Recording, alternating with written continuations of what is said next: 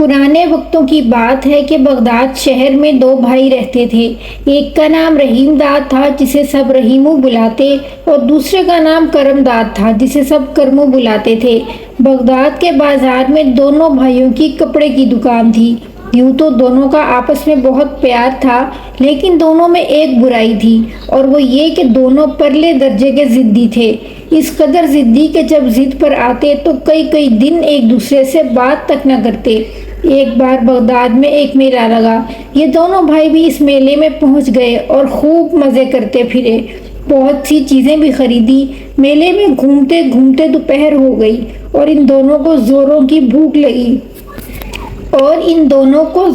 بھوک لگی تو سوچا کچھ کھا بھی لیا جائے۔ سامنے ہی گرم گرم کباب تلے جا رہے تھے۔ دیکھ کر دونوں کے منہ میں پانی بھر آیا۔ دونوں بھائی لپک کر کبابوں کے ٹھیلے پر پہنچ گئے۔ پیسے نکالے تو اب ان کی جیب میں کل 10 روپے ہی باقی تھے۔ سستا زمانہ تھا، لہٰذا 10 روپے کے کچھ کباب انہوں نے خرید لیے اور تھیلے میں ڈال کر چل پڑے۔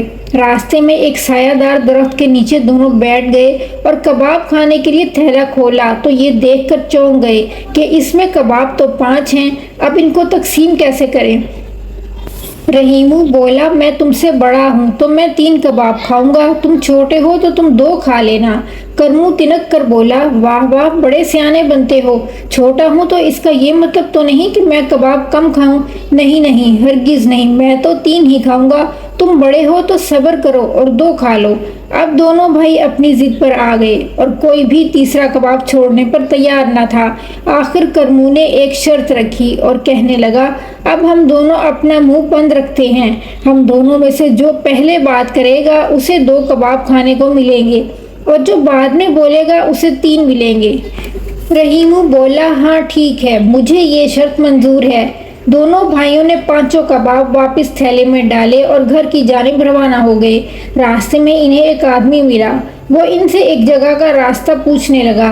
راستہ بتانے کے لیے دونوں بھائیوں کا منہ کھلنے ہی والا تھا کہ اچانک انہیں اپنی شرط یاد آ گئی۔ اب وہ اشاروں سے اسے راستہ بتانے لگے، لیکن منہ سے ایک لفظ نہ بولے، کیونکہ پہلے بولنے والے بھائی کو 3 کی بجائے 2 کباب کھانے کو ملتے۔ وہ آدمی کہنے لگا، ارے میں بھی کن سے راستہ پوچھ بیٹھا، تم بیچارے کیا بتاؤ گے، تم دونوں تو گونگے ہو۔ دونوں بھائیوں کو آدمی کی بات پر بے حد غصہ آیا، لیکن کرتے کیا، صبر کا گھونٹ پی لیا اور چپ کا روزہ نہ توڑا۔ دھوپ اور بھوک کی وجہ سے دونوں کا حال برا ہونے لگا تو وہ ایک درخت کے سائے میں بیٹھ گئے۔ کبابوں کی خوشبو تھیلے سے باہر آ کر ان کی ناک میں گھسنے لگی تو بھوک نے اور بھی زور پکڑا، لیکن پہلے بولے تو کون بولے۔ درخت کے نیچے بیٹھے انہیں ابھی زیادہ دیر نہ ہوئی تھی کہ 2 آدمی بھاگے ہوئے ان کی طرف آئے اور ایک گٹھڑی ان کے آگے پھینک کر بھاگ نکلے۔ دراصل وہ دونوں چور تھے اور پولیس ان کے پیچھے لگی ہوئی تھی۔ ابھی دونوں بھائی حیرت سے گٹھڑی کی طرف دیکھ ہی رہے تھے کہ پولیس والے ایک سنار کے ساتھ چوروں کا پیچھا کرتے ہوئے وہاں پہنچ گئے۔ سنار نے دیکھا کہ رحیمو اور کرمو کے سامنے اس کی گٹھڑی پڑی ہے۔ اس نے اپنی گٹھڑی پہچانتے ہوئے کہا، تھانے دار جی، یہی ہے میرے زیورات کی گٹھڑی، اور یہی ہیں وہ چور جنہوں نے میری دکان سے چوری کی ہے۔ تھانے دار نے آگے بڑھ کر گٹھڑی اٹھا کر کھولی تو اس میں زیورات موجود تھے۔ دونوں بھائیوں نے منہ بند ہی رکھا اور زور زور سے سر ہلاتے ہوئے ہاتھوں سے اشارے کر کر کے کچھ سمجھانے کی کوشش کرنے لگے، لیکن تھانے دار کہنے لگا، 2.5 من کا سر ہلائے جاتے ہو، ٹکے کی زبان نہیں ہلتی تمہاری، لے چلو انہیں تھانے، ذرا ان کی خدمت کرتے ہیں۔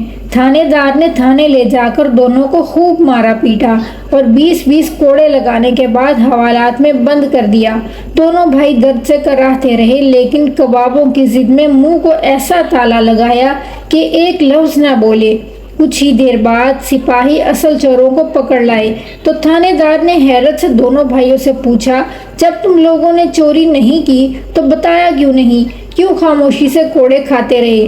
لیکن دونوں ایسے ڈھیٹ تھے کہ درد سے کراہتے رہے اور منہ سے کچھ نہ بولے۔ تھانے دار سمجھا کہ یہ دونوں گونگے ہیں، لہٰذا ترس کھاتے ہوئے انہیں 2 روپے دے کر وہاں سے رخصت کر دیا۔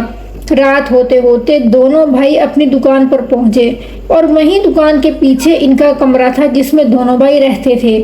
دونوں بھائی کوڑوں کی مار سے کراہتے ہوئے بستر پر جا گرے۔ بھوک نے بھی ان کا برا حال کر رکھا تھا، لیکن ڈھیٹ ایسے تھے کہ اپنی ضد نہ چھوڑی۔ रहीमू सोचने लगा, कैसा छोटा भाई है, जरा बराबर उसे मेरा ख्याल नहीं। इधर करमू दिल में कहने लगा, क्या बड़े भाई ऐसे होते हैं, लालची। दोनों भाई कबाबों को हसरत भरी निगाहों से देखते देखते कब सो गए इन्हें पता ही ना चला। दूसरी सुबह जब दोनों की आंख खुली तो दोनों एक ही बात सोचने में लग गए, अगर मैं उठकर दुकान खोलता हूँ तो ग्राहक आएंगे और मुझे उनसे बात करना पड़ेगी, और अगर मैं पहले बोल पड़ा तो मुझे 3 की बजाय 2 कबाब मिलेंगे। चुनाचे दोनों ने दुकान ना खोलने का फैसला किया और चादर तान कर सोए रहे। बाजार के लोगों ने जब देखा कि करमू और रहीमू ना तो दुकान खोल रहे हैं और ना ही बाहर कहीं नजर आए तो उन्हें फिक्र सताने लगी।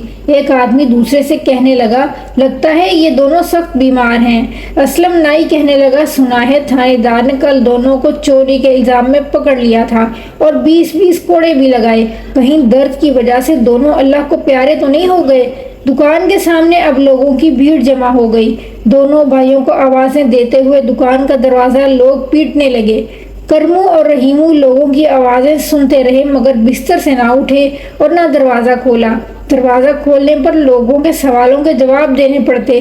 जब लोगों ने देखा कि अंदर से कोई आवाज नहीं आ रही तो इन्हें यकीन हो गया कि कोड़ों की मार खाने की वजह से दोनों भाई मर चुके हैं।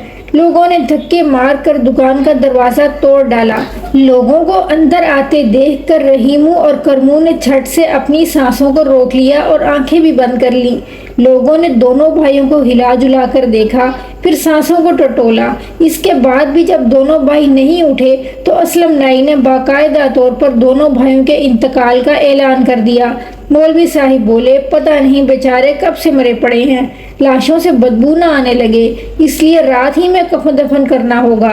ये सुनकर दोनों भाई दिल ही दिल में घबरा उठे। रहीमू सोच रहा था, करमू डरपोक आदमी है, मौत की बात सुनकर चिल्ला उठेगा और फिर मेरे हिस्से में 3 कबाब होंगे।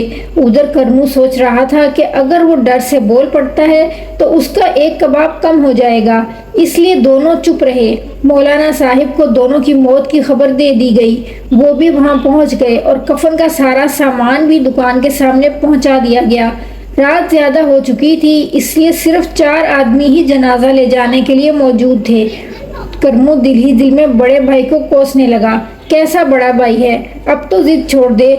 रहीमू, लोग यहाँ कफन दफन का सामान और चारपाई लेकर पहुँच गए हैं और तुम्हें अभी भी 3 कबाबों की पड़ी है। इतने में मौलाना साहिब बोले, कब्रिस्तान ले जाने के लिए सिर्फ 4 आदमी हैं, इसलिए दोनों को एक एक करके गुस्ल कराया जाए और एक एक करके कब्रिस्तान पहुंचाया जाए। लेकिन सवाल ये है कि दोनों में से पहले किसको कब्रिस्तान पहुंचाएं? असलम नाई बोला, रहीमू बड़ा भाई है, सबसे पहले उसे दफन करके आते हैं। रहीमू ये सुनकर दिल ही दिल में कांप उठा और दिल में कहने लगा, अरे करमू के बच्चे, ये लोग तेरे बड़े भाई को दफन करने के लिए कब्रिस्तान ले जा रहे हैं और तुझे अभी भी 3 कबाबों की पड़ी है। चारों आदमी रहीमू को गुस्ल कराने के लिए उठाने लगे तो वो घबराकर चिल्ला उठा, करमू, मैं 2 खा लूंगा, तू 3 खा ले, मैं 2 खा लूंगा, तू 3 खा ले। मौलाना साहिब के साथ चारों आदमी में मुर्दे को उठते देखकर खौफजदा हो गए। करमू ने रहीमू की आवाज सुनी तो खुशी से चिल्ला उठा, हाँ रहीमू, मैं 3 खाऊंगा, तुम 2 खा लेना। मौलाना साहिब ने जब दोनों मुर्दों को उठकर बातें करते हुए देखा तो घबरा गए और कहने लगे, ये क्या माजरा है, लगता है ये करमू और फजलू के भूत हैं। छोटा भूत हम में से 3 लोगों को खाएगा और बड़ा भूत 2 को खाएगा। बस इतना कहना था कि वो सब वहाँ से सर पर पैर रखकर भागे। जब सब लोग वहाँ से भाग गए तो दोनों भाई उठकर बैठ गए और अपनी जिद पर खुद ही हंसने लगे। रहीमू बोला, हम दोनों की बिला वजह की जिद आज हमें कब्रिस्तान ही पहुंचा देती। इसी जिद्दीपन की वजह से हम थानेदार के कोड़े भी खा चुके, इसीलिए हम कसम खाते हैं कि आज के बाद कभी जिद नहीं करेंगे। बड़े भाई की बात सुनकर करमू बोला, ठीक है भाई, आज के बाद हम जिद नहीं करेंगे, लेकिन 3 कबाब तो मैं ही खाऊंगा।